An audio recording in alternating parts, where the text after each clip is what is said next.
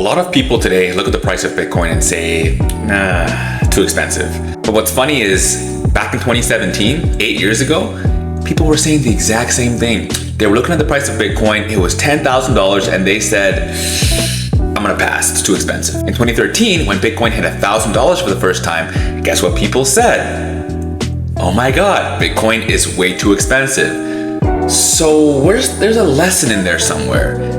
It doesn't matter what the price of Bitcoin is today, because in hindsight, 5 years down the road, 10 years down the road, you're gonna look back and you're gonna say, yeah, I guess $100,000 Bitcoin wasn't all that expensive. Do you know what the beauty of Bitcoin is? It is programmed to appreciate in value over a long enough time horizon. If you are a high time preference person, you are going to be sadly disappointed. But if you're a low time preference person, if you're holding Bitcoin for 5, 10, 15, 20 years, that's a whole nother story. Let's talk about unit bias for a second. What is unit bias and how does it relate to Bitcoin? Well, unit bias is the inclination for buyers or investors to want to hold a whole unit of a particular asset, in this case, Bitcoin. So what does that mean? If they can't hold a whole Bitcoin, one whole Bitcoin, they don't want to own it. They don't want to own half a Bitcoin. They don't want to hold a quarter of a Bitcoin. They don't want to hold a tenth of a Bitcoin. If they cannot hold one whole Bitcoin, it does not make sense for them to own Bitcoin. Do you ever wonder why publicly traded companies, Facebook,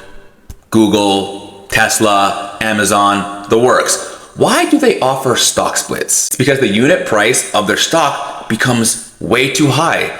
And when a unit price of a stock becomes too high, it becomes less desirable for everyday investors, retail investors. Humans have, again, this unit bias. If they can't own multiple of a particular asset, multiple units of an asset, they don't want to own it.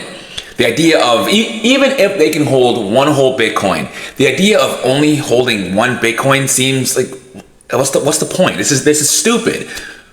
Whereas if I can hold, 10 units of something that's very similar, like a meme stock or Ethereum or Solana or XRP or whatever other crap coin that you can think of, they're thinking, well, I can either own one Bitcoin or I can hold 500 Solana, 100,000 XRP.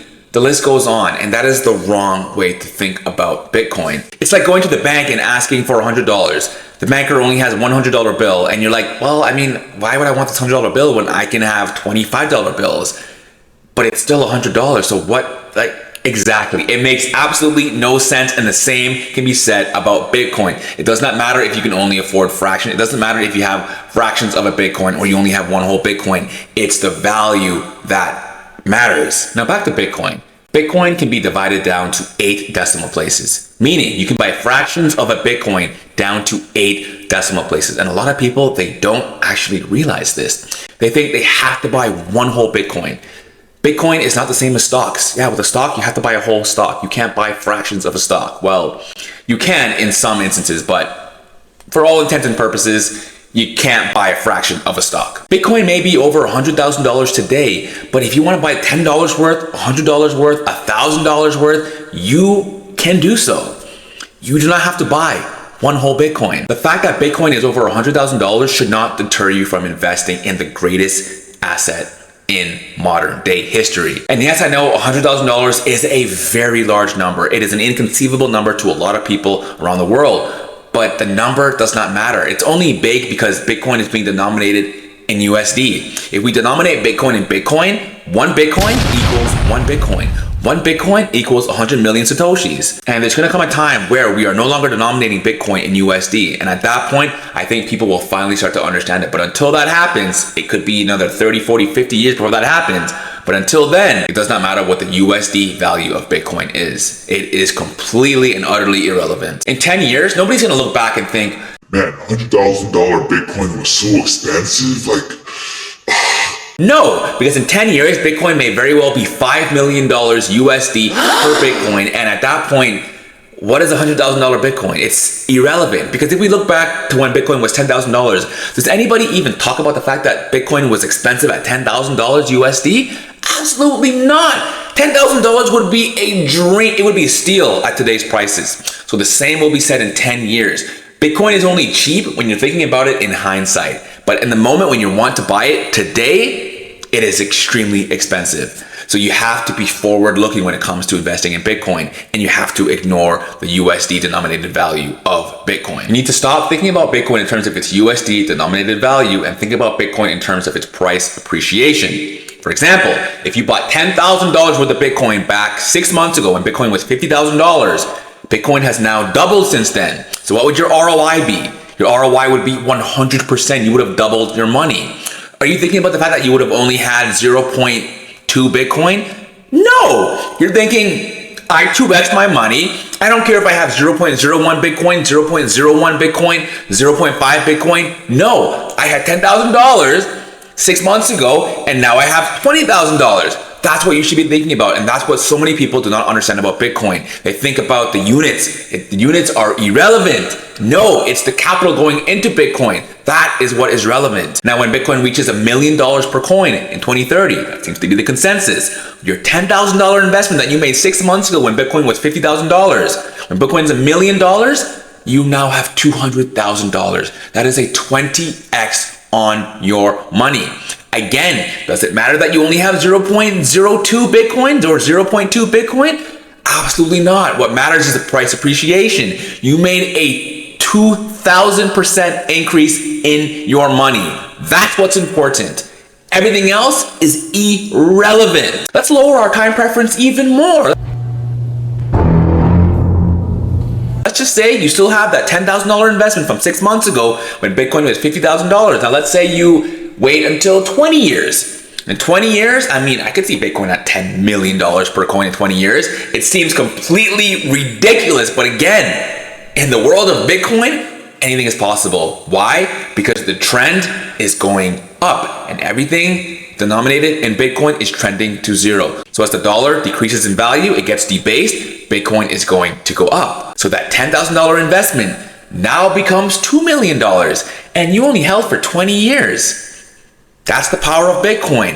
And I promise this will be the last time I say it. Again, does it matter that you have 0.2 Bitcoin? No! What matters is you made I don't even know what the hell the math is on that, but you made a lot of freaking money. From $10,000 to $2 million, that is an absurd amount of money. There is no financial instrument out today besides Bitcoin where you will be able to appreciate your capital in such a short period of time, 20 years. So let's face it, 20 years is a very short period of time.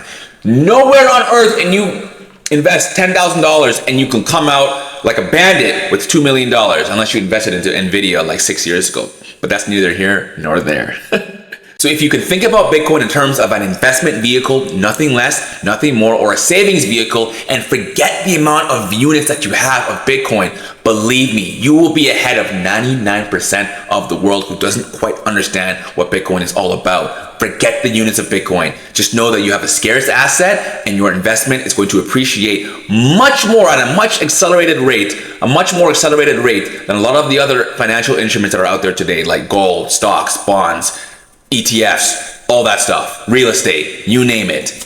So remember, think about it in terms of your ROI and you will be much further ahead. The fact of the matter is, Bitcoin is for everybody. It does not matter what your financial situation is. It doesn't matter what your socioeconomic background is. All that stuff is irrelevant. Bitcoin is for everybody. The only thing that Bitcoin requires of you is to have a low enough time preference. Meaning, if you get into Bitcoin and you want to make a profit in a year, in 2 years, in 3 years, don't even bother wasting your time. Just forget it. Look at this, buy an index fund. Stay away from Bitcoin. But if your time horizon is more like, 5 years, 10 years, 15, 20 years, then Bitcoin is for you. Have a low time preference. Now let me know down below in the comment section if you've ever been a victim of unit bias. Meaning, you saw Bitcoin for the first time, you saw that whether it be $1,000, $10,000, $100,000, you saw it and you were just like, yeah, it's just too expensive. Forget this. Let me know down below in the comment section if that's you, because when I first saw Bitcoin at $20,000, I thought, yeah, way too expensive. And then it crashed down to $3,000 and I thought, yeah, this is, I dodged a bullet there. Little did I know that, yeah, we won't talk about that. That's just pain. Anyways, we all buy Bitcoin at the price that we deserve. So the sooner that you understand Bitcoin, the faster that you can get into it, and the faster that you can start saving and investing and live a better life in the future. All right, y'all, that's all I got. I thank you for yet another opportunity to share my thoughts and my insights. I greatly appreciate it. And for those of you that found value in this video, show some love, like, comment, subscribe, share, all that good stuff. I greatly appreciate it. It helps out the channel tremendously. And with that, I hope you all have a wonderful rest of your day, and I look forward to the next one. BK out.